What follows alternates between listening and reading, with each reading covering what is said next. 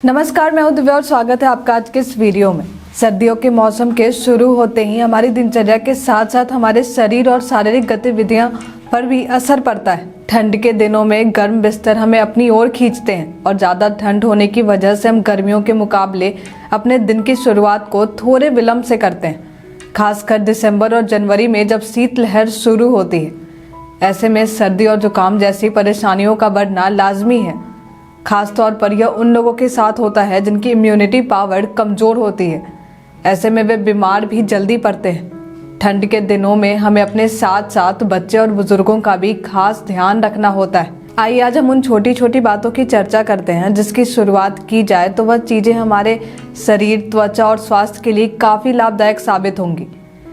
आइए सर्द मौसम में दिनचर्या की शुरुआत हम बिस्तर छोड़ने से करते हैं। सर्द की सुबह हमारे लिए आलस से भरा होता है।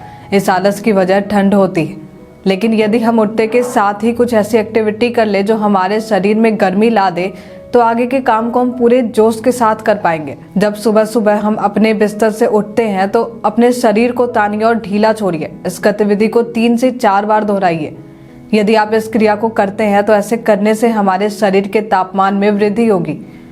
इस क्रियाकलाप के करने के बाद एक ही जगह पर खड़े होकर कुछ देर जॉगिंग करें। ऐसा करने से ठंड के दिनों में हमारे शरीर में गर्मी आएगी और फिर पूरे चुस्ती और फुर्ती के साथ हम अपने अगले कामों का निपटारा आसानी से कर सकेंगे। इसके अलावा अक्सर सर्दियों में हम अपने कमरे को एकदम पैक रखते हैं, लेकिन ऐसा करने के बजाय थोड़ी हवा के जाने की जगह रखें ताकि कमरे में पर्याप्त वेंटिलेशन हो। अब हम बात करते हैं ठंड के मौसम में अपने त्वचा की देखभाल कैसे करें। वैसे भी सर्द मौसम के समय हमारी त्वचा शुष्क सी पड़ जाती है और स्नान के समय हम अपनी त्वचा को साबुन से रगड़ते हैं, फिर यह और भी ड्राइनेस को अपने साथ लेकर आती है। ऐसे में हमें अपने त्वचा के देखभाल के लिए साबुन से बचना चाहिए और इसके जगह पर वैसे उपटन का इस्तेमाल करना चाहिए जो हमारे त्वचा में नमी बनाए रखे। मार्केट में भी कई ऐसे उपटन मौजूद हैं, लेकिन आप मार्केट के चक्कर से बचना चाहते हैं तो उपटन को आप घर पर भी आसानी से बना सकते हैं, जिसके लिए दही, बेसन और मध जैसी चीज़ों का इस्तेमाल किया जा सकता है।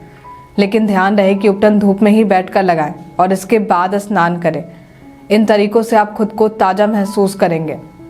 आइए अब अगले पॉइंट में हम बात करते हैं सर्द के दिनों में खान पान की। सर्दी में यदि हम अधिक समय खाली पेट ही रहें तो ऐसे में ठंड ज़्यादा महसूस होती है। इसलिए कोशिश करें कि खाना आप समय पर खाएं और खाने में पोषण से भरपूर पौष्टिक आहार लें, जिनमें प्रोटीन, हरी सब्जियाँ, दूध, पनीर, ताज़े फल आदि मुख्य रूप से शामिल हो।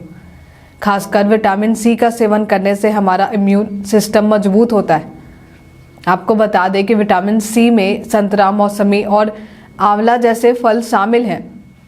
इसके अलावा आप पानी पीने का भी मुख्य रूप से ध्यान रखें, क्योंकि हमें ठंड में प्यास कम लगती है, इसलिए हम अक्सर पानी का सेवन कम करते हैं। इसलिए थोड़े समय पर गर्म पानी पीते रहें। इसके अलावा काढ़ा, चाय, ब्लैक टी और सूप जैसी चीज़ों का भी सेवन करें।